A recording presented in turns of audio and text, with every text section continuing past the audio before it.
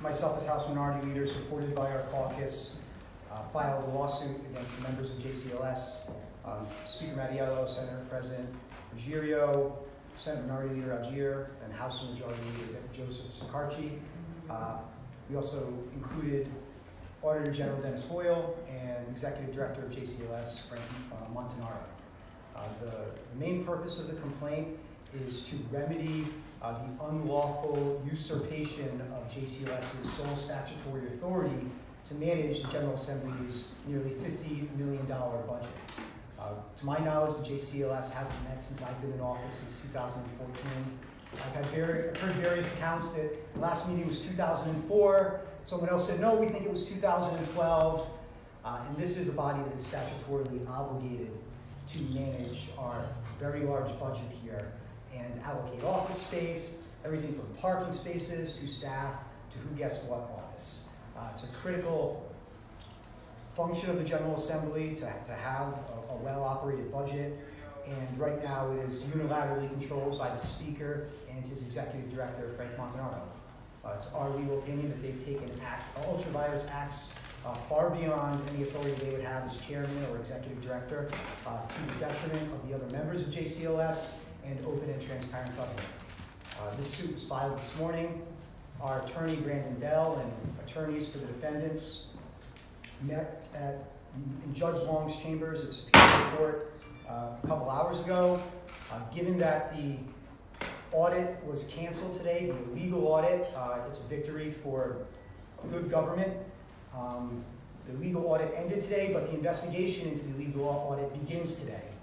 Because our lawsuit stays, our lawsuit will continue because the main basis of our lawsuit is the illegal usurpation of JCLS's statutory authority. We're going to prove that that has happened to the court, and we believe that this illegal audit will be Exhibit A in that illegal usurpation. And we're going to continue, we're going to conduct discovery, and we're going to demonstrate to the court that JCLS's statutory authority has been taken by multiple actions over the years. I don't know how the lawsuit will proceed, but we have a filing due on February 14th and another hearing on March 2nd, and we are going to aggressively pursue vindicating the statutory rights of JCLS. Leader, question for you. The Speaker's office said that you had agreed as of yesterday to sign on to the request for the audit, saying that this morning you did not. Now talk about time frame, because it's my understanding that last week it was when the Auditor General was instructed to conduct the audit. So the time frame does not seem to be rectified here. I'm sorry. Can you ask that again? I'm sorry. Your response to the Speaker's office saying that you, as of yesterday, said you would have signed on to requesting the audit. It was my understanding the audit was requested as of last week. So can you respond to the Speaker's office saying you were then amenable post facto to then sign on to the request, and then this morning didn't, but was not the request from the Auditor General already made last week? So the Speaker already directed the Auditor General to conduct this unlawful audit. On Tuesday, I met with the Speaker and I asked him to call a meeting of JCLS to legitimize this unlawful audit. He refused. At that meeting, it was suggested that a formal meeting of JCLS may not have to be called, that a majority of the JCLS members could sign a document authorizing an audit. I did not agree to sign anything. The Speaker called me, in fact, an hour later. Actually, I didn't agree to sign it, and the Speaker didn't agree to sign it. He said, I'm not calling a meeting, and I'm not signing any documents. I have the authority to do this because I'm the chairman. He called me an hour later and said, you know what, I think I'd like to have everyone sign that document. Will you sign it? My response was, maybe, I don't know, I've got to research the law, and I've got to talk to my caucus. After speaking to our caucus, we made the reasoned decision that we are not going to be an after-the-fact party to what we view as an illegal audit, and we gave the Speaker our position. And our position is made clear that, and we conveyed this to him last night, you hold a meeting of JCLS to authorize this audit, and you commit to regular meetings of JCLS, or we will be filing a lawsuit in the morning. And that's exactly what we did. What is the ultimate objective of your lawsuit if the audit is now been canceled or is the request for the audit has been canceled? So the illegal audit was the emergent issue, but the underlying issue is the unlawful actions, thousands of them by the Speaker and Frank Montanaro, to exercise the statutory authority of JCLS. So our ultimate goal is to get an order, a preliminary and permanent injunction against the Speaker, whoever that may be, the office of the Speaker, who sits as the chairman of JCLS, an injunction preventing the future exercise of the sole statutory responsibilities of JCLS. This is not a new thing that the Speaker has had effective control of JCLS. You know, people have been complaining about this for decades. Why have you individually or the caucus collectively not picked this fight sooner than this week? Well, I think the illegal audit was certainly an impetus. It made us really brought into focus how problematic JCLS has been operating. You know, I agree. You know, we've really looked at the statutes heavily and came to the conclusion that there's a real problem with the way it's operating.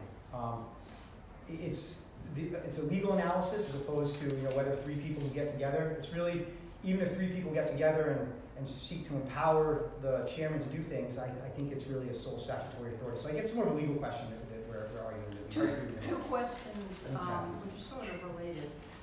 But have you started talking to the Senate about whether you have common enough interest to shake the balance of the JCLS? It's 3-2. It's 3 House, and you're part of that, 2 in the Senate, and they can't get anything they want accomplished.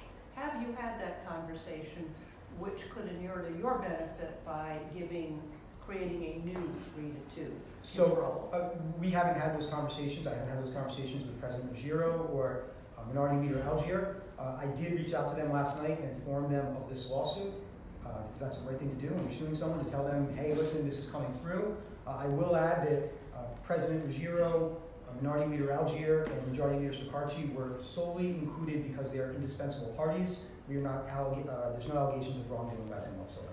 Okay, so you have not, are you interested in having those conversations with them and finding out whether you may have a little bit of a common interest in taking greater control of the operations of JCLS? I think that all of us have, and they've expressed an interest in a more public role for JCLS, and I think we share that. Republicans are about transparency and open government, and I think we share those interests. There's a commonality there. I don't know what that would look like. We're open to discussions, but we haven't had them. Okay, that was 1A. That wasn't number 2.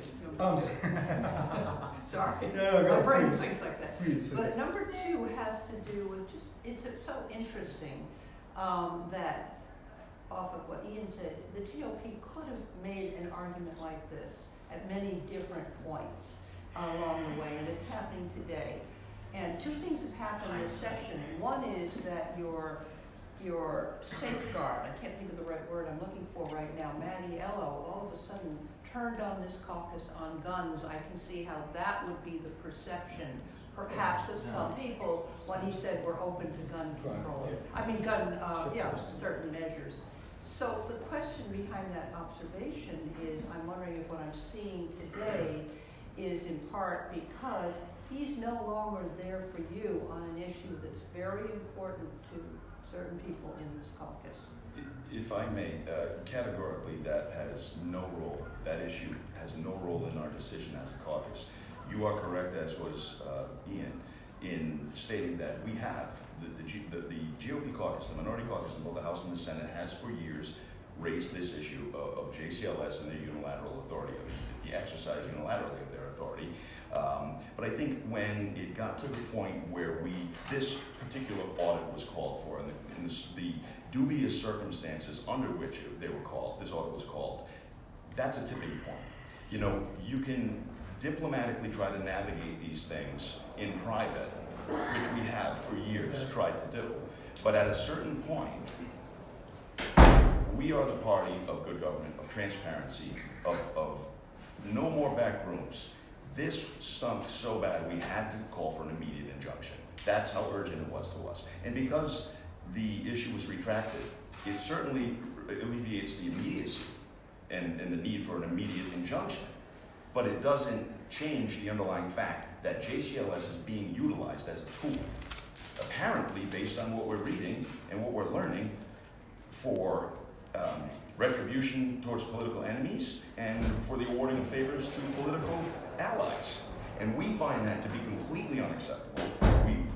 The high water mark was hit. We are done with trying to diplomatically resolve this in a manner that will be beneficial to the state of Rhode Island, the taxpayers in Rhode Island. We want this to happen, and it's going to happen now in the court.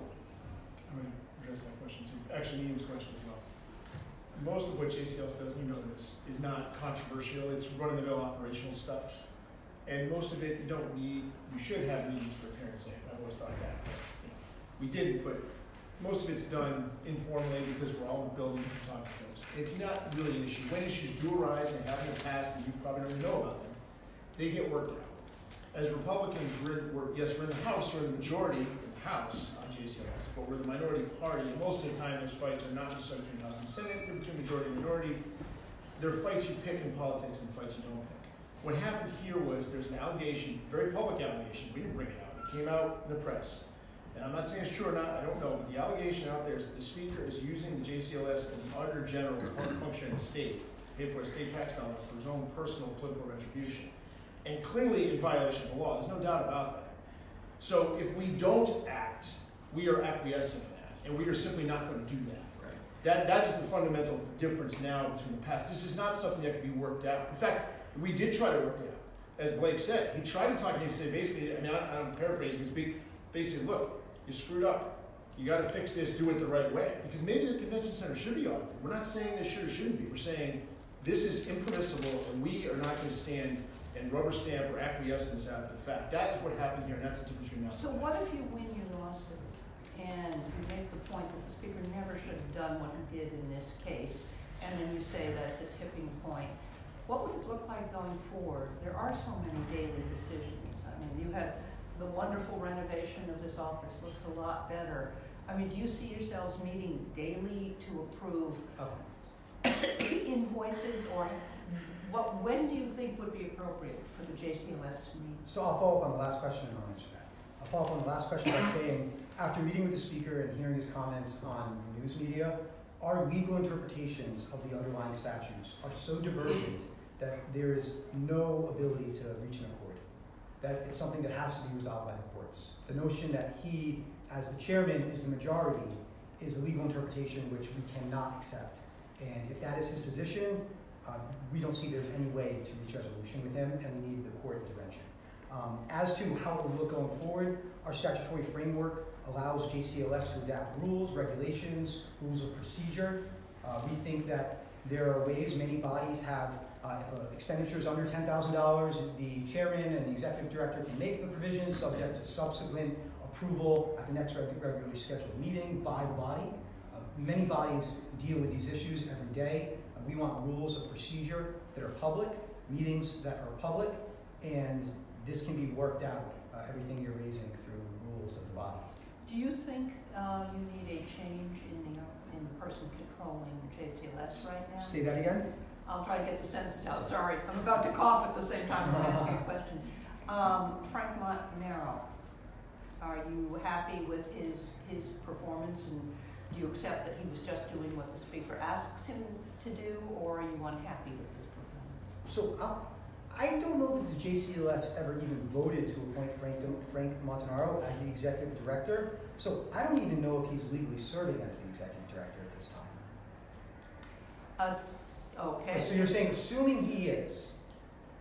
And if he's not, we'll get to that question too. Let's say he's not. Are you challenging him and saying you need a vote, or he's not? I think that's the underlying basis of our lawsuit, is alleging that there have been ultra-virus actions by the speaker without the approval of JCLS, and certainly one of those is the employment of Frank Montanaro. So he is serving right now illegally as the executive director of the JCLS. That's your contention? I think there's a very strong legal argument to that effect. The JCLS never approved it, to my knowledge, and that is JCLS acts through vote. Okay, and then the second part of that question is, and here he is, he's here. Are you satisfied with his performance in the job, even if you question the legality of his appointment? So there's a line commenting on employment issues. I'm not going to comment on Mr. Montanaro's employment. If there's an issue with the employment, I think the majority of the body or the body of JCLS is to sit down and talk about it. Those conversations may come up, but I think it's a policy of this office not to comment on people's employment, their performance in the employment. So, Leader, if you are successful in the lawsuit, then what? Then JCLS meets and approves what goes on with our $48.5 million budget.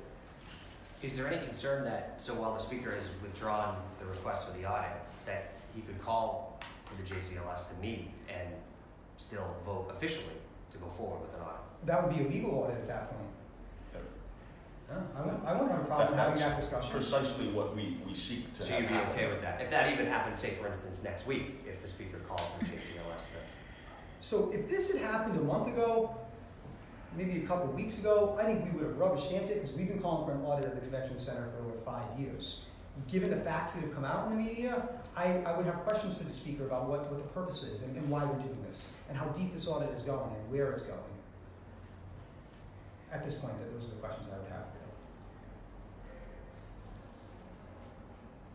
Does anybody else have any questions? Anybody else want to say anything from the caucus?